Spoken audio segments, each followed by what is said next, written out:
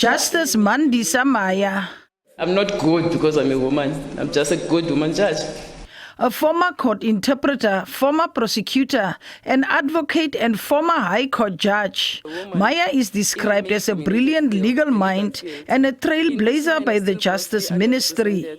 As she rose through the judicial ranks, she was the first woman to become Deputy President of the Supreme Court of Appeal in 2015 and later was appointed as the first female president of the SCA after she was successfully interviewed in 2017.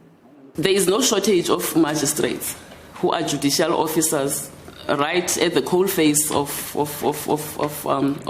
of disputes.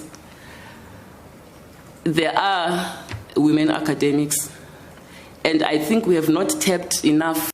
5 years later, she was one of 4 candidates interviewed for the position of Chief Justice in February 2022. One of the questions she faced related to distrust in the judiciary. As I said at the outset, Commissioner Singh, while the institution does execute its constitutional mandate, it's not perfect. So there are definitely things we are not doing right, which all of us around this table know. So we need to get, as my children would say, just get our act together as a judiciary, pull up our socks and clean up. Following deliberations by the Judicial Service Commission, Maya was recommended for the appointment as Chief Justice. However, President Cyril Ramaphosa used his constitutional power to select Zondo. He later nominated Maya to become Zondo's deputy, and Maya became the first female Deputy Chief Justice of the Apex Court. Earlier this year, the president nominated her and appointed her to take over the baton from Zondo. Her achievement was celebrated during the Women's Day event in the Northern Cape. It was a moment of great pride for me to sign a presidential order appointing the first female Chief Justice of our country. And in this regard, I must say that we have made history. We have made history. In wishing her good luck, Judges Meta also noted her role as a judicial officer. Justice Maya is no stranger, of course, to the judiciary. She has been a judge for the last 24 years. She's also, in the last 2 years, served as Deputy Chief Justice. So she would have had a front row seat to the role of Chief Justice, and so she is likely to hit the ground running. She, of course, has a lot of experience and a proven track record in leadership in the judiciary. So we have high expectations of her. As Judges Matter, we wish her well as she takes on the role. We stand ready to support her, but at the same time, we will hold her accountable in her role as Chief Justice. There are many expectations as she takes over the role to lead the highest court of the land. Chief Justice Maya inherits a judiciary that is still strong and resilient and able to carry out its constitutional function without fear, favor, or prejudice. However, the judiciary is still facing quite significant challenges.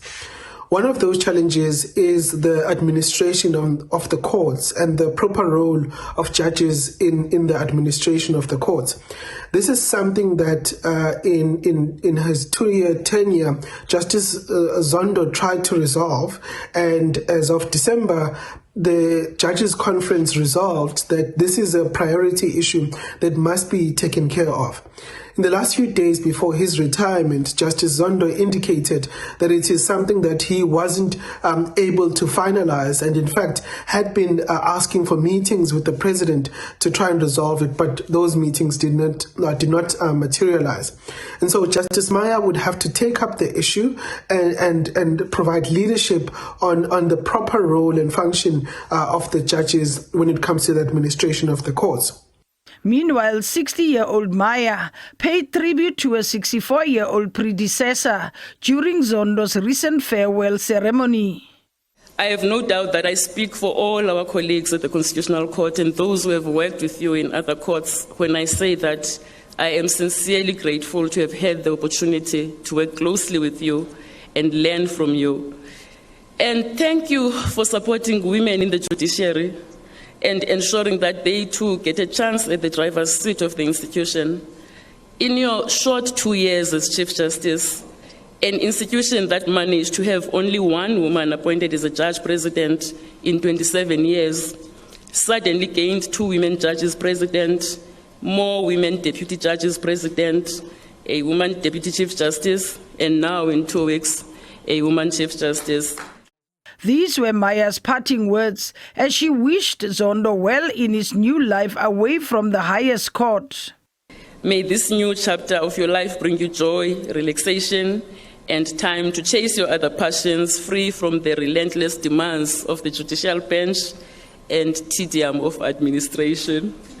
We will miss you, but it is time to go home to your dear wife, our sister Stem, and your children, who we all owe a huge debt of gratitude for selflessly sacrificing many years of their time with you to the nation. Siyabonga kakhulu bakwamthiyani.